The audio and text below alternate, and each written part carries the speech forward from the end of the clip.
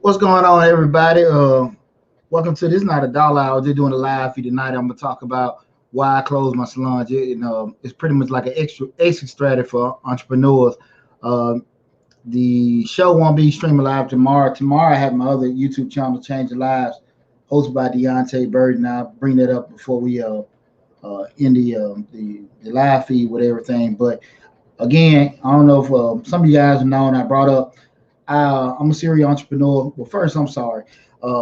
I am Deonte Burden, aka Mr. Short Dollar himself. First, I want to welcome everybody to my show, Mr. Short Dollar. We're streaming live right now on Facebook and YouTube. So I want to welcome everybody in. I appreciate you guys tuning in. And again, tonight we're going to be discussing why did I close my salon. It's like I said, extra strategy for entrepreneurs. If you haven't, please make sure if you follow whatever platform you follow us on, if you follow us on Facebook, YouTube, make sure you subscribe to both. The main platform that we post everything on is the YouTube channel, Mr. Short Dollar, where we talk about personal finance, business, entrepreneurship, and real estate investing. Y'all bear with me because I'll be back and forth looking at the comments and stuff, but for the most part, that's just a question in regards to exactly what we're talking about tonight. Kind of hold off the comments, but if it's a question what we're going over, just let me know. But again, I appreciate you guys tuning in. Just do a little quick live feed to discuss everything. Now, just get a background information with me. I am an accountant by profession.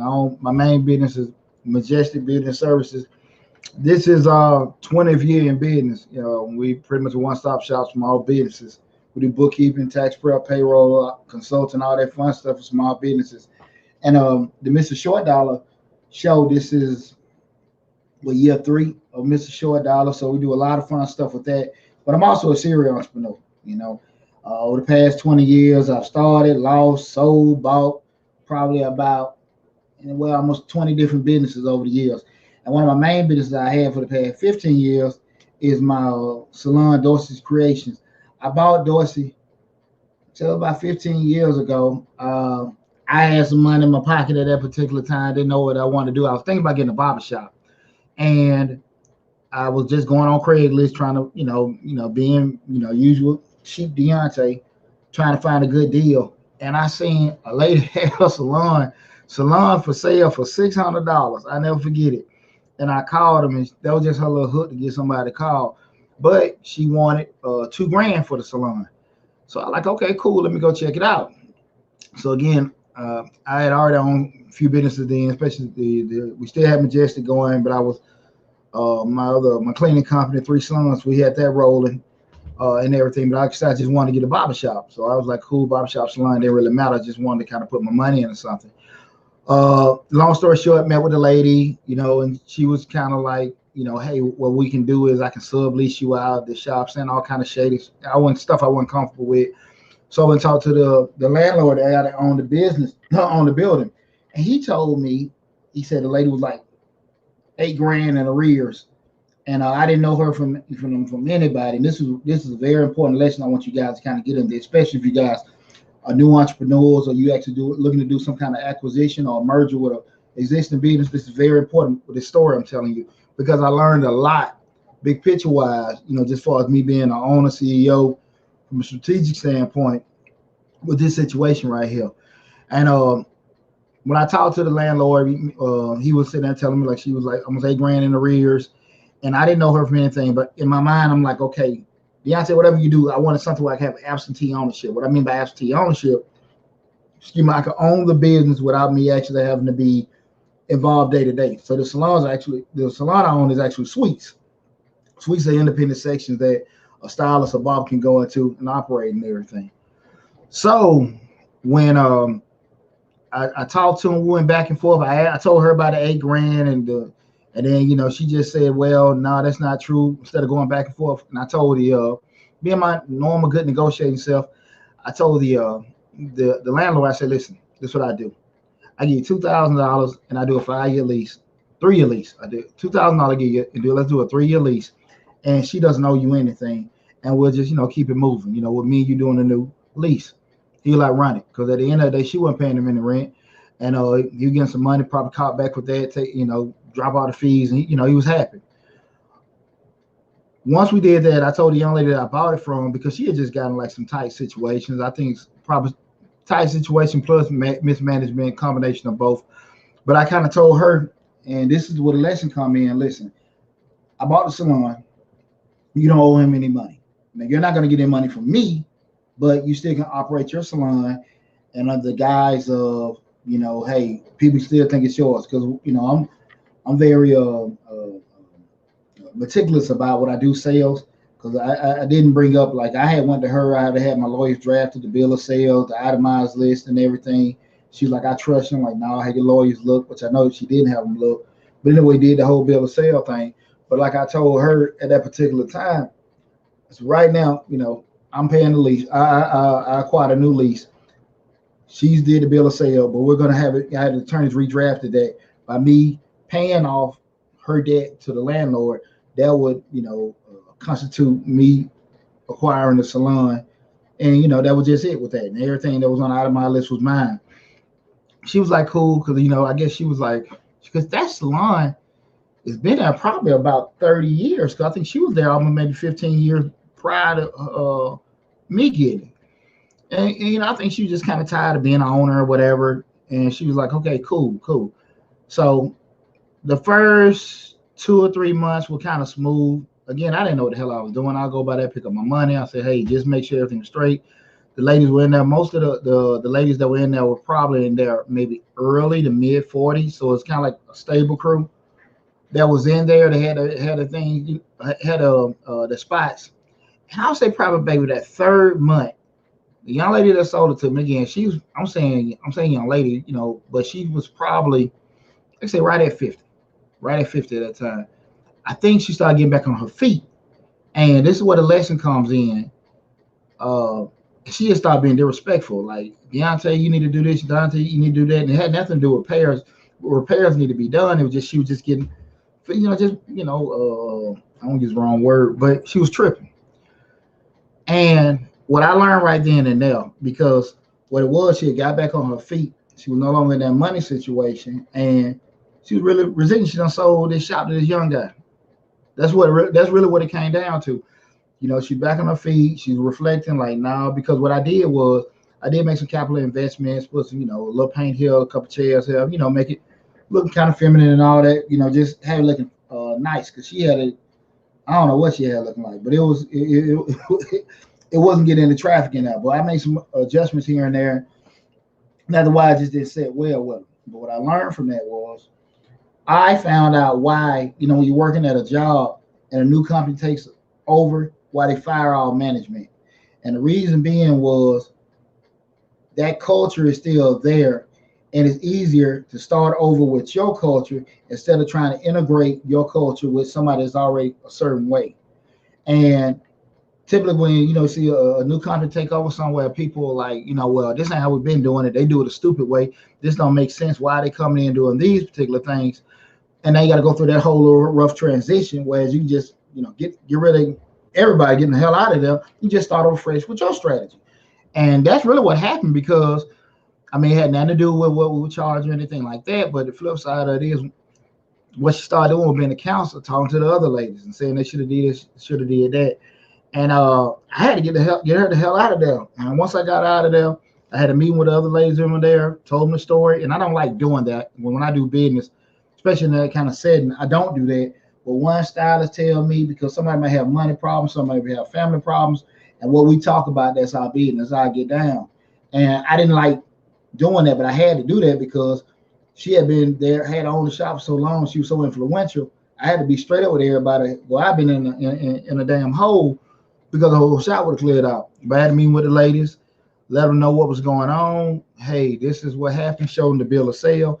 This is what agreed. She said some stuff about I stole her name, because it did have a last name on it, but that was part of the contract. I didn't want to start over a new shop. Like I said, I could care less about, I talk about stuff on my on the channel about business, but people that know me, I'm a private person.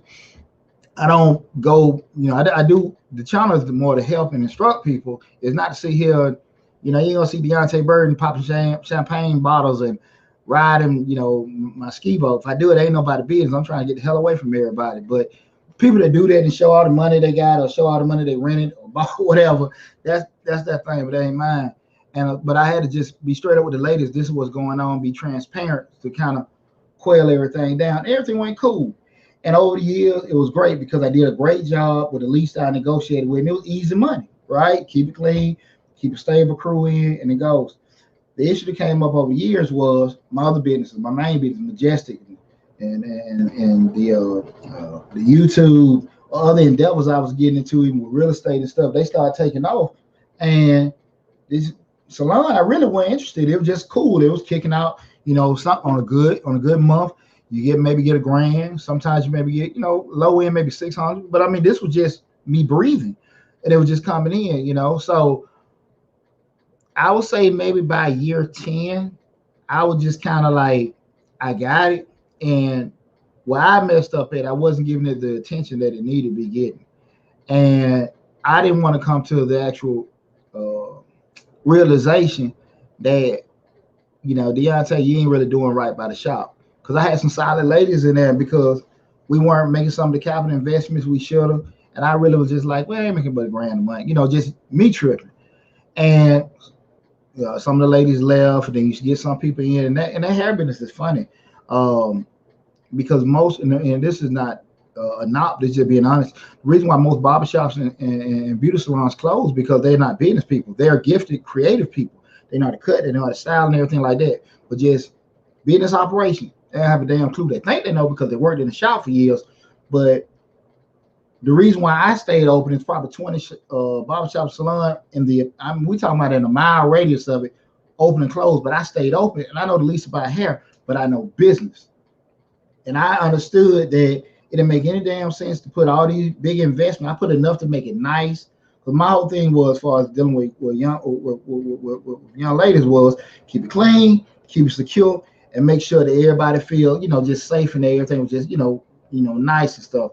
But I was never gonna go overboard and get all these big screen TVs and all that kind of stuff, mainly because the math didn't work. I would never get my money back because the market dictates what you can charge rent for.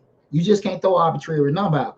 If you're in a certain area that's kind of upscale, you can charge that. But on the flip side, on the back end, if you're paying your landlord, will the math necessarily work? And I got a course coming out this summer on how to start your own barbershop beauty salon. Is for the more so the investor person that does, even people that are styling, but it's more so just if you want to get into it and have your own salon or barbershop. If you're not in that industry, the things to look for, how to set everything up.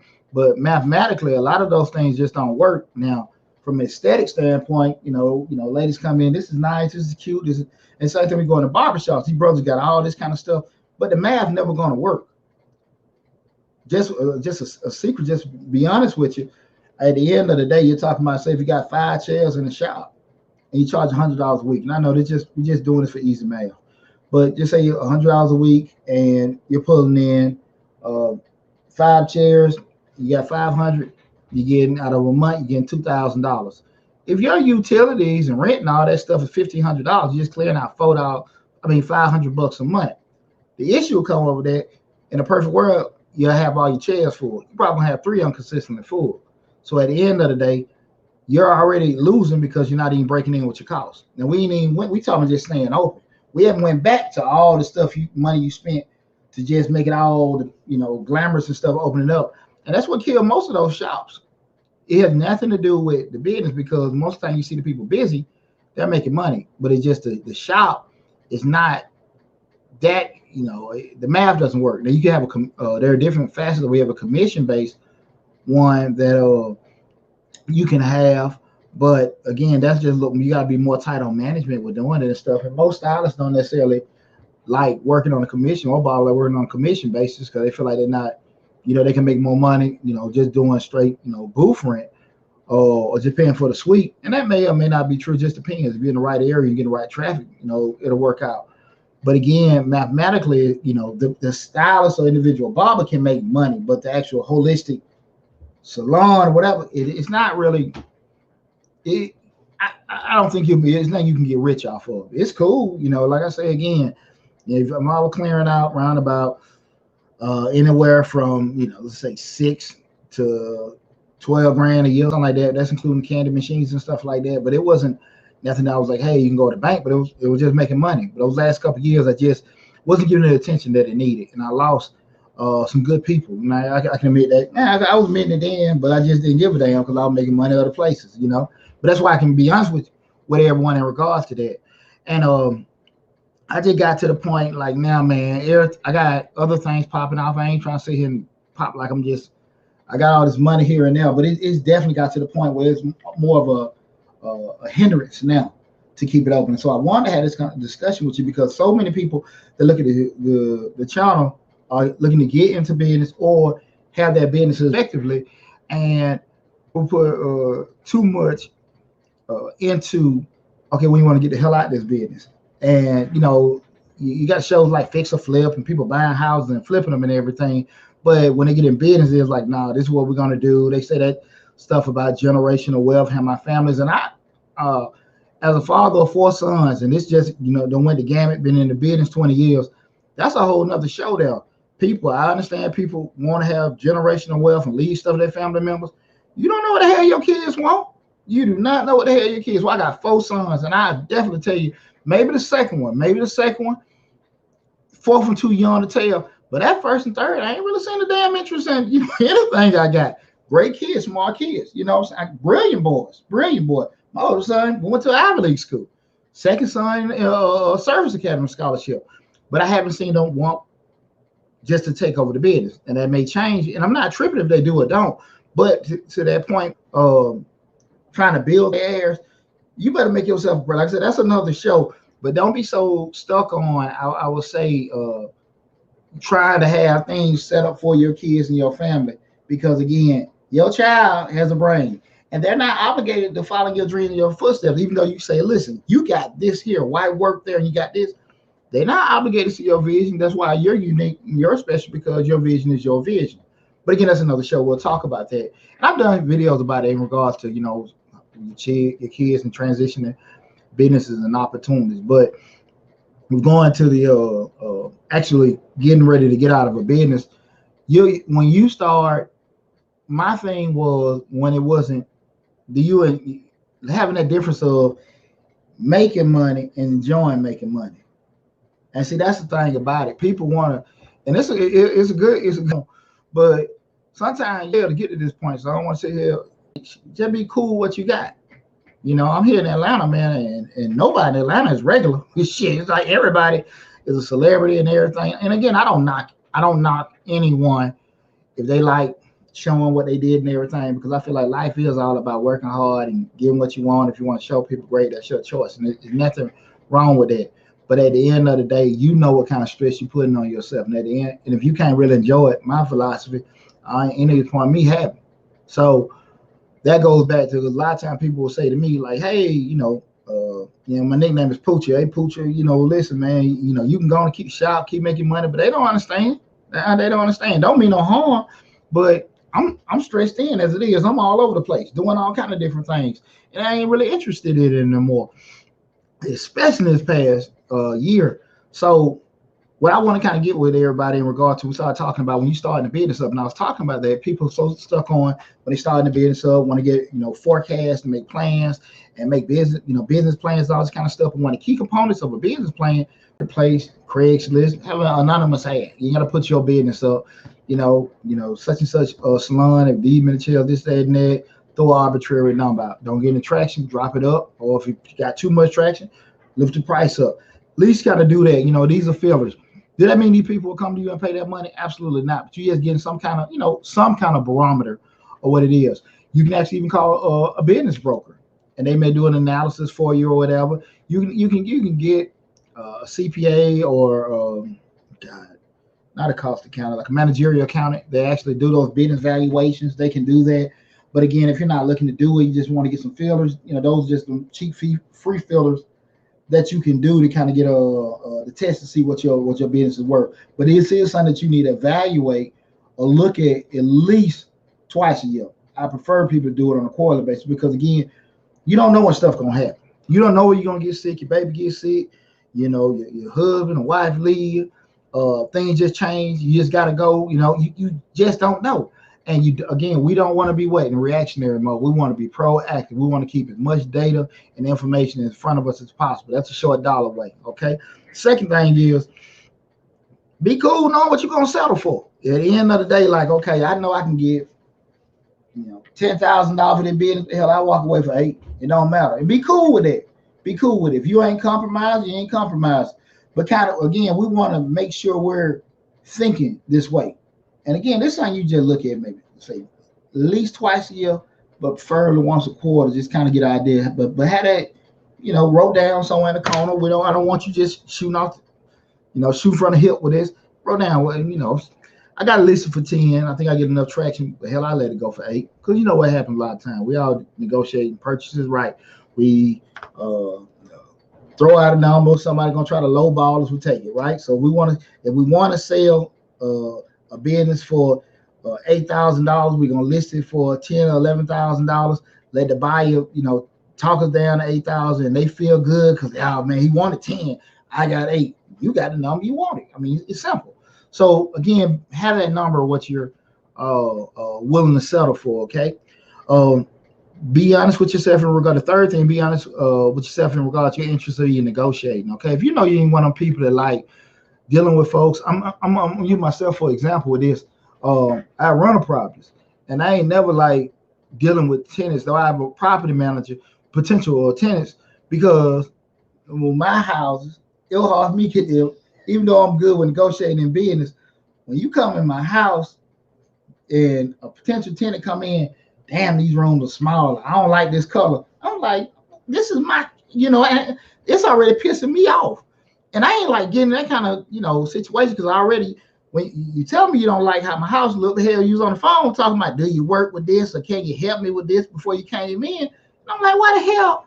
But they already come in critiquing stuff. And I was just funny about that. But it was best for me not even be dealing with potential tenants because why? Now I don't have an emotional attachment to what I'm trying to list, right? So, and I was just only never like that tag business, never like with that with anything else, but houses, yeah. Just I don't know why, I just I'm prideful about that. So when people would say certain things, um, uh, critiquing the house, it always just bothered me. So again, if you know you're not the type of person that really likes negotiating and having conversation with people, get the hell out of there. Let somebody else do it. Call your broker or find some intermediary that can take care of that stuff for you. Okay, be honest with yourself about that because you'll booger everything up trying to do it yourself, trying to save you some money, and you'll never get what your stuff is worth, or just constantly getting may not get nothing at all because that emotional attachment or your reluctance to just talk and deal with people. So just be honest with yourself in regards to doing that. The fourth thing is know that your interests are waiting. Are you cool with just, hey, look, I hold up, I'm firm, I ain't trying to get rid of it, or when you trying to think of possibly get selling it, would you really wait on the deal that you want to come through? Be realistic about how open you are to waiting for that number to come in. Okay, just be straight over there. Again, and what I always tell you guys, make sure you got this stuff wrote down. Make sure you got the damn stuff wrote down. So just you already got it in. What we're saying, I'm gonna go back over everything, guys, afterwards. After the actual the list is given out, and I'll put it on the description section also.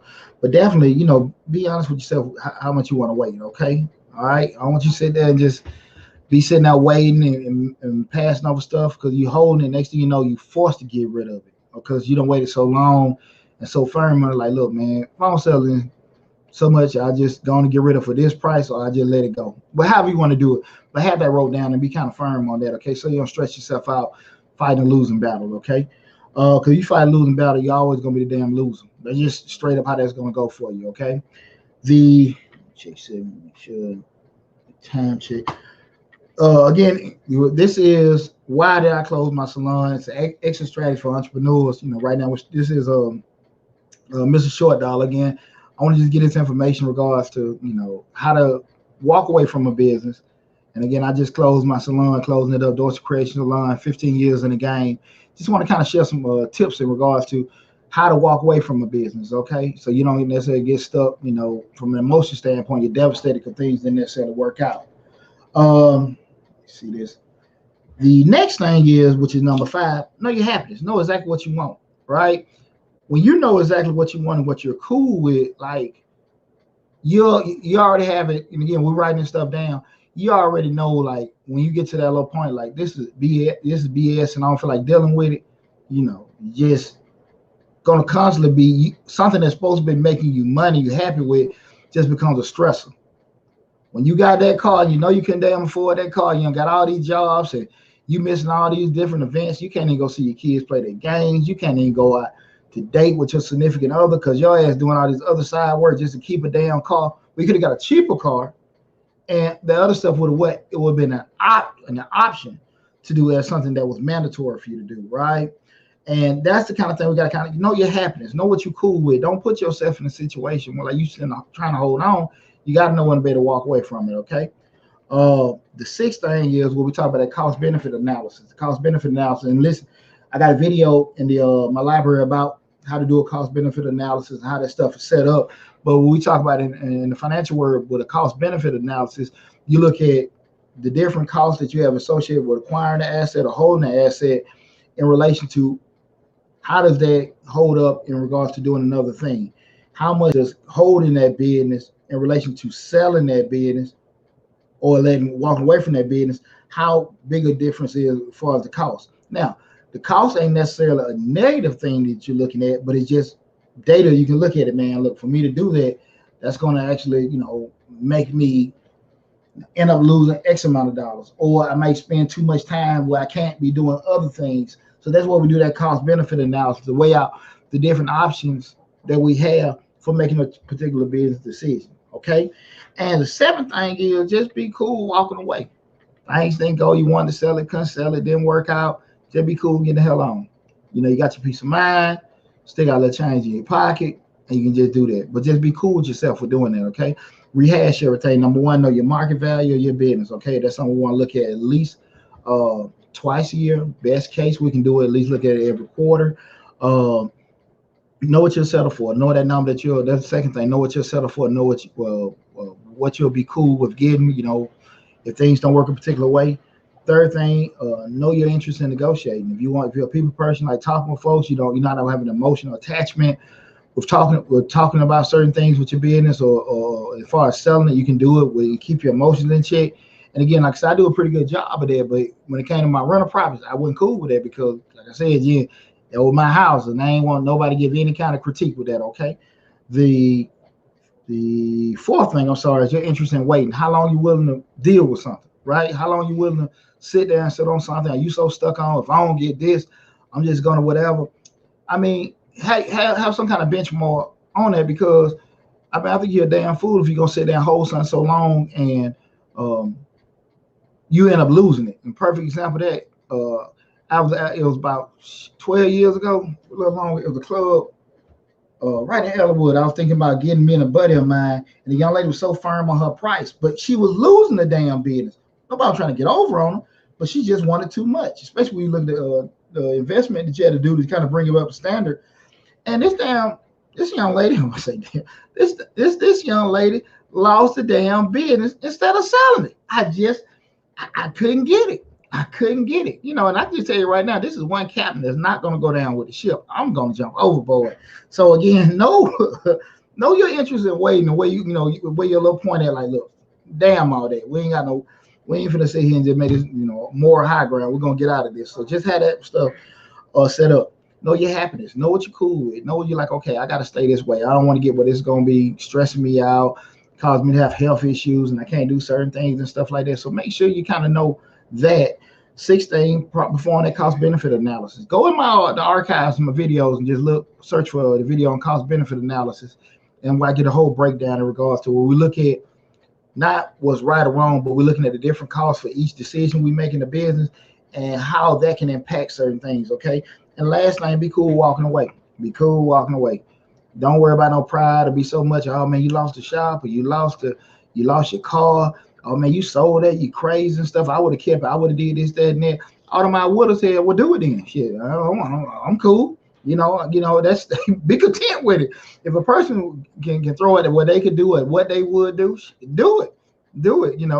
Everything that I've done it because I wanted to do it. And think I tried doing it. I always did it because I never like living in regrets. So I welcome anybody that wants to do that. You just try it. But again, no one knows your personal happiness, and where you have that line drawn about what you want to and what you don't want to do. So I always keep that in mind.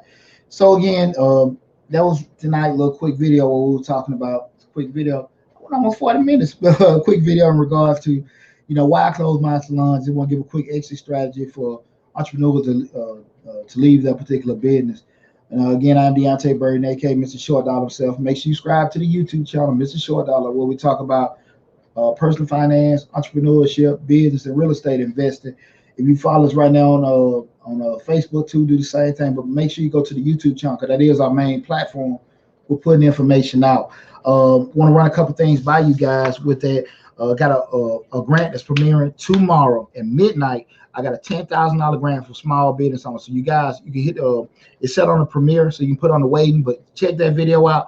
Make sure you check out the video. I got a link to the application. But listen, look at the video, because too many times people applying for these grants, you're not looking at the video, and you're putting in these responses like, I want to start a business, or I want to do this for myself, and they want a story. And if you don't know how to sell yourself, you know how to cook chicken, right? You know how to build a deck on the back of a house, but you don't know how to sell yourself, right? And it's a lot of people like that. Nothing wrong with it, but one of the fatal flaws of most entrepreneurs, they don't want to recognize their flaws. And it's not, it's a flaw. Nothing wrong with you having that flaw, but how are you going to mitigate it? How are you going to make that flaw? It's not that a big deal. You get a person to do that for you. You sit there and try to work on it yourself, but don't just know you got that issue going on and keep trying to jump over it. And you're applying for these grants and putting in these damn third grade responses, and they're not going to get it, because at the end of the day, the way the process of elimination goes, that they already have, you got to be 1 year in business, make this amount of money, got this amount of money in the bank, and they look at it, everybody's equal. It's going to come down to who's selling the best story. Straight up. Because if you qualify for it, you qualify for it. Now we got to sit here and get more ways to tell you no. Okay, so just have that together, and let's, just I really, I can't stress that you guys enough. Um, I think I don't know if I have it on this upload, but definitely I'm gonna make sure it's on there. I got a link to Fiverr. Fiverr is a freelance website where you got a lot of people that do a lot of gig jobs. You probably go somewhere on Fiverr and just say, hey, I need somebody to do a grant statement, two or three sentence grant statement. Charge you $5, $10, maybe $20 to actually craft something. You send it to them and they'll make a little statement to it. But I had that grant. I mean that's it in the description section. A link for Fiverr. Hit that link. Go to the and just tell, find somebody like to do a sentence writer, grant writer. But you don't need a grant writer. I'm sorry, but just somebody can do creative writing or whatever. Tell them what you're trying to do. You'd be amazed what people around this world can do for you and stuff. So make sure you do that. Okay. I use it all the time. Use it religiously. Okay. But matter of fact, hit the link that I got in the description section, and it'll take you right to it.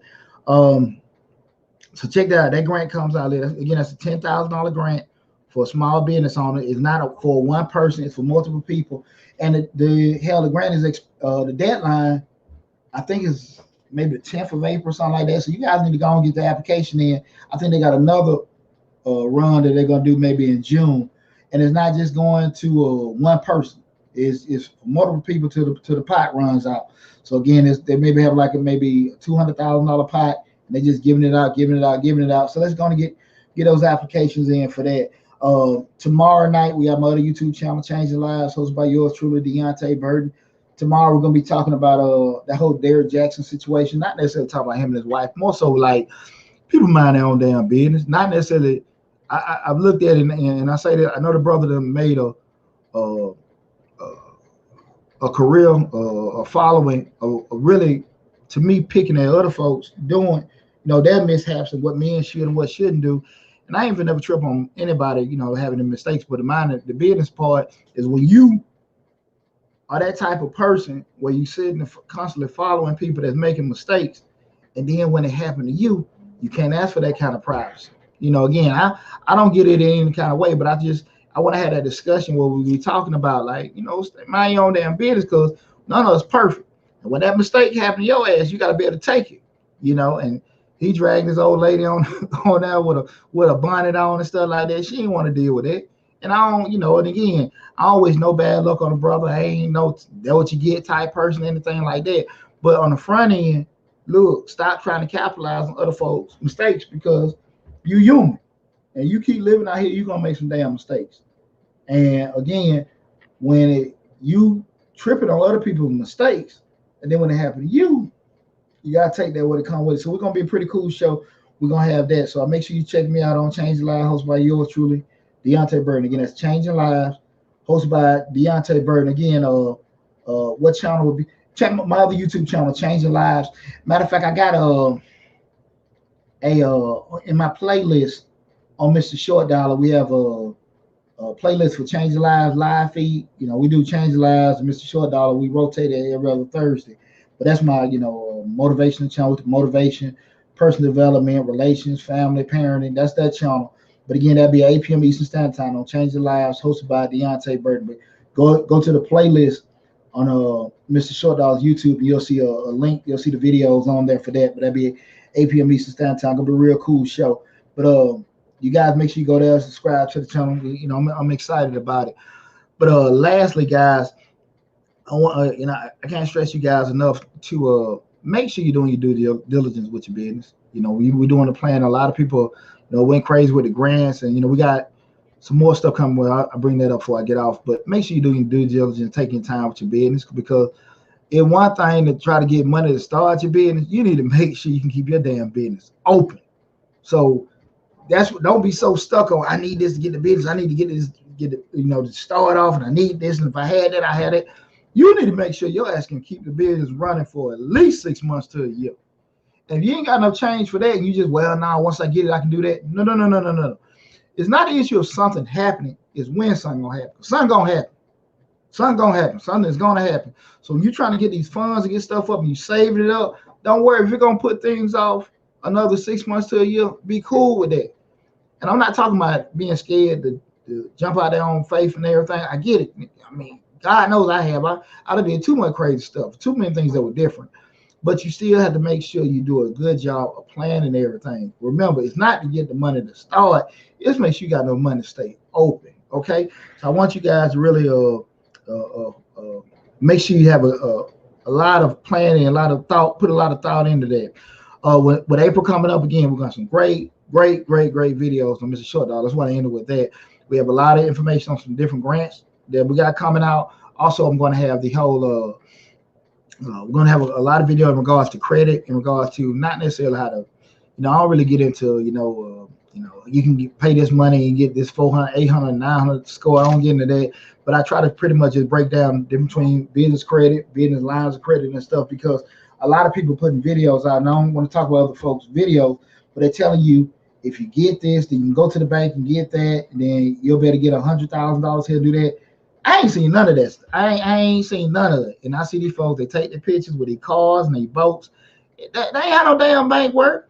You go get you an 800 score, and you have an 800 score, you got some money in the bank, and then you're going to go down to the bank and try to get you a line of credit or a loan. They're going to laugh your ass right outside the door. There are a lot of other factors that they look at besides your credit score and how much money you got. They do. And if you don't believe me, like I said, go experiment with it. If people sit here and tell you to do this, it ain't that simple. But I'm going to have all those videos to kind of break down what you need to do. And, my biggest thing is, and I'll just let you guys know, it's all about relationships. Everything in business is about relationships. It's when Deonte, and, we can sit here and rap and you want to get deals done. That's all business about, relationships. You go in there, it's just like you looking for a job. You done got your education, you done got this experience, you got these credentials. And when you sit there and apply for that damn job, you know what you are? A whole nother stack in that application stack. That's all the hell you are. You got all these student loans, you got all this education, all this credentials, you still a damn paper in a stack of applications. But if you got a relationship, you jump the stack. And that's simple. Same thing with business. That changes. But we're gonna go through all that stuff. April's gonna be real exciting. We done had a real good tax season this year, so I done kind of waned off in the past couple of weeks because your boy been hurting and everything. But again, I appreciate all the love and support you guys have been giving us to make Mr. Short Dollar grow. And if you can, go to Changing Lives and help the same thing with us doing that. But I just want to have that quick conversation with you guys tonight. Everybody, make sure you're being safe. Love you guys. Appreciate everything. And again, go to the YouTube channel, subscribe. Take care. Well, let me see if there are any questions on here. I don't see any questions. I appreciate all you guys tuning in. What's up, Pam? I appreciate everybody tuning in tonight. Take care. If you got any questions, all in the description section, all the contact information is there. I think I do got to update the YouTube to put the link to Fiber and everything on there. But you guys know how to reach me if you got any questions or concerns about anything. Take care, you guys. Love you, and everybody be safe.